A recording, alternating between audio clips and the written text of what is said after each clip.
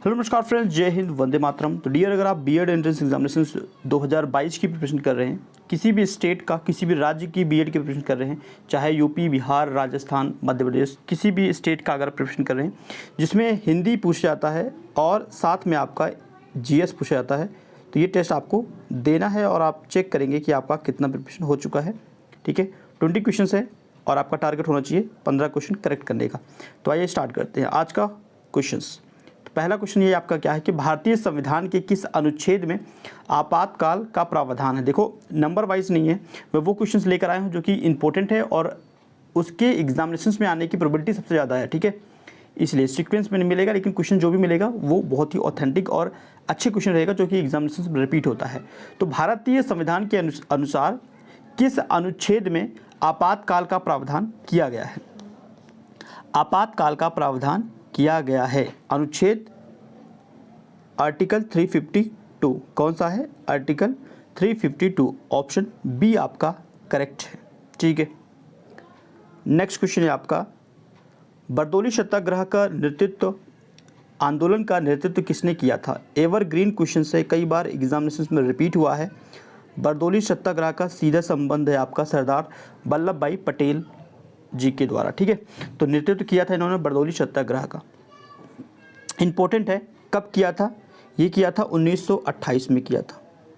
ठीक है, 1928 में किया था। क्लियर है डियर? और यह जो आंदोलन चला था, यह गुजरात में हुआ था। ठीक है, गुजरात से यह स्टार्ट हुआ था और बरदौली की जो महिलाएं थी, इन्होंने ही वल्लभ भाई पटेल को सरदार की उपाधि दी है। तो कभी कभी क्वेश्चन पूछ लेता है कि जो सरदार लगा है ना इनका नाम के आगे, ये उपाधि किसने दिया था। तो बरदौली सत्याग्रह के दौरान वहाँ की जो महिलाएं थी ना, उन्होंने वल्लभ भाई पटेल को यह सरदार की उपाधि दिया था। 1928 में हुआ था यह आंदोलन। नेक्स्ट, भारतीय उपद्रव का पिता किसे कहा जाता है। भारतीय उपद्रव का पिता किसे कहा जाता है। भारतीय उपद्रव का पिता कहा जाता है वल्लभ भाई बाल गंगाधर तिलक को। ठीक है, Bal Gangadhar Tilak. Option B.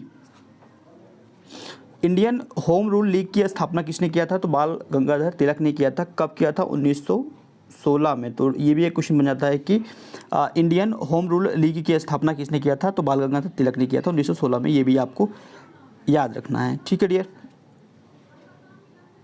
Next, भारतीय संविधान के किस भाग में, ठीक है, किस भाग में, निम्नलिखित भाग में मौलिक कर्तव्यों को शामिल किया गया है। मौलिक कर्तव्यों को शामिल किया गया है। कौन सा भाग है भारतीय संविधान के किस भाग में? भाग 2, भाग 3, भाग 5 या भाग 6A। तो कौन से भाग में आपका मौलिक कर्तव्य हमें मिलता है? तो भाग 6A में। ठीक है, ऑप्शन नंबर डी, मौलिक कर्तव्य। कितने हैं टोटल? 11। कितने हैं मौलिक कर्तव्य? 11।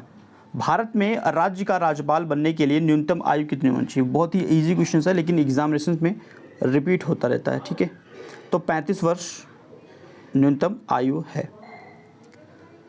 नेक्स्ट क्वेश्चन, निम्नलिखित में से कौन सिख गुरु हरकिशन के उत्तराधिकारी थे। हरिकिशन के उत्तराधिकारी थे। तो ये थे आपके गुरु तेग बहादुर। ठीक है, ऑप्शन बी, गुरु तेग बहादुर जो थे वो गुरु हरिकिशन के उत्तराधिकारी थे। नेक्स्ट क्वेश्चन, लॉर्ड कॉर्नवालिस को डैश के लिए जाना जाता है। किस चीज़ के लिए जाना जाता है लॉर्ड कॉर्नवालिस को? वेरी इंपॉर्टेंट क्वेश्चन है। तो बंगाल के अस्थाई राजस्व व्यवस्था के लिए लॉर्ड कॉर्नवालिस को जाना जाता है। ठीक है, तो ऑप्शन ए आपका करेक्ट है। ठीक है डियर। नेक्स्ट, 33 नंबर, ला नीना प्रशांत महासागर पर किस प्रकार से प्रभाव डालती है। किस प्रकार से प्रभाव डालती है? तो जल का तापमान कम कर देता है। कौन सा प्रभाव डालता है? जल का जो तापमान होता है वो कम कर देता है। ला नीना प्रशांत महासागर पर किस प्रकार से प्रभाव डालता है। तो ला नीला क्या है? नीना क्या है? यह एक आपका प्रतिसागरीय धारा है। क्या है डियर? यह एक आपका क्या है? धारा है, ला नीना। और वह प्रशांत महासागर पर किस प्रकार से प्रभाव डालती है? तो वह जल को जो टेम्परेचर से उसको कम कर देता है। ठीक है, नेक्स्ट, पौधे के किस भाग से दालचीनी प्राप्त होता है? पौधे के किस भाग से दालचीनी प्राप्त होता है? तो आया हुआ क्वेश्चन है, पौधे के किस भाग से दालचीनी प्राप्त होता है? छाल से। ठीक है। नेक्स्ट, इंसुलिन एक प्रकार का है डैश। इंसुलिन एक प्रकार का क्या है? इंसुलिन एक प्रकार का क्या है? हार्मोन से। क्या है? इंसुलिन हार्मोन से। ऑप्शन ए आपका करेक्ट है और इसका बी।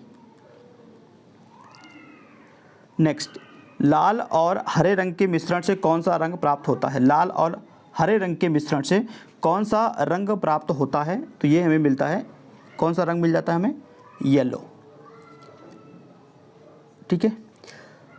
और प्राथमिक कलर कौन सा है? कभी कभी पूछ लेता है कि प्राथमिक कलर कौन सा है, तो लाल, हरा और नीला। ठीक है। रेड, ग्रीन और ब्लू, ये क्या है? ये आपके प्राथमिक रंग हैं। ओके। और इन रंगों के मिलाने से जो रंग बनता है उनको द्वितीय रंग बोला जाता है। ठीक है। जैसे अभी इसने बोला कि लाल और हरे रंग को मिलाने से कौन सा रंग बनता है? तो पीला बनता है। नेक्स्ट क्वेश्चन है आपका, JPEG का फुल फॉर्म पूछ रहा है। ठीक है। JPEG का फुल फॉर्म संक्षिप्त रूप क्या होगा? 39, joint photographic experts group. Joint photography expert group, JPEG। Next, एक ऊष्माशोषी प्रतिक्रिया क्या होता है? ऊष्माशोषी प्रतिक्रिया क्या होता है? तो ऊष्माशोषी प्रतिक्रिया होता है प्रतिक्रिया जिसमें ऊष्मा अवशोषित होती है। ठीक है। नेक्स्ट, निम्नलिखित में से कौन सा एल्युमिनियम का अयस्क है? एल्युमिनियम का अयस्क है। तो एल्युमिनियम का कौन सा अयस्क है? यह है आपका क्रायोलाइट। कौन सा है डियर? क्रायोलाइट। नेक्स्ट, निम्नलिखित में से किस गैस का रिसाव भोपाल गैस त्रासदी के समय हुआ था? एवरग्रीन क्वेश्चन है और ये ऑल टाइम फेवरेट क्वेश्चन है एग्जामिनर्स का। हर एक एग्ज़ाम के किसी न किसी शिफ्ट में ये क्वेश्चन मिलता है, बहुत ही इंपॉर्टेंट क्वेश्चन है। तो वो भोपाल इंडस्ट्री में एक कंपनी में गैस रिसाव हुआ था, इसी को बोला जाता है कि भोपाल गैस त्रासदी, बहुत सारे लोगों की मृत्यु हो गई थी। तो कौन सा गैस था? तो ये था आपका मिथाइल आइसोसाइनाइड। ठीक है। जहरीला गैस होता है और इसी के रिसाव से वहाँ बहुत लोगों की हत्या हो गई थी। ठीक है। नेक्स्ट क्वेश्चन, किस कवि को कवियों का कवि कहा जाता है? किस कवि को? ये हिंदी के क्वेश्चन हैं कुछ। किस कवि को कवियों का कवि कहा जाता है? 51 नंबर क्वेश्चन है। तो शमशेर बहादुर सिंह। ठीक है। ऑप्शन बी आपका करेक्ट है। शमशेर बहादुर सिंह को कवियों का कवि कहा जाता है। नेक्स्ट, हिंदी प्रदीप पत्रिका का संपादन किसने किया? किसने किया? Balkrishna Bhatt. Option B Balkrishna Bhatt. Important है, पत्रिका इंपॉर्टेंट है, तो ये याद रखना है आपको। 53, निम्नलिखित में से कौन सा निबंध हजारी प्रसाद द्विवेदी का नहीं है? तो हजारी प्रसाद द्विवेदी का कौन सा निबंध नहीं है? तो अशोक का फूल, कुटज और विचार प्रवाह, ये तीनों इनका है। तो मतलब ऑप्शन डी आपका ही करेक्ट हो गया। वृत्त और विकास, ये हजारी प्रसाद द्विवेदी जी का निबंध नहीं है। नेक्स्ट, परमाल राशो इंपॉर्टेंट है। परमाल राशो किसके द्वारा रचित है? परमाल राशो, तो ये है आपके जागनिक। वेरी इंपॉर्टेंट क्वेश्चन है जागनिक। ठीक है। उसके बाद क्वेश्चन है, मृगावती किसकी रचना है? मृगावती किसकी रचना है? मृगावती आपका कुतुब्बन का है। ठीक है। Option C. तो आउट ऑफ 20 क्वेश्चंस में आपका कितना करेक्ट हुआ आप लोग कमेंट कीजिएगा।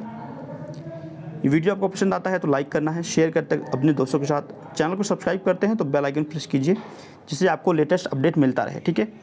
Thank you for watching this video. Next video फिर से मिलते हैं, तब तक के लिए धन्यवाद फ्रेंड्स।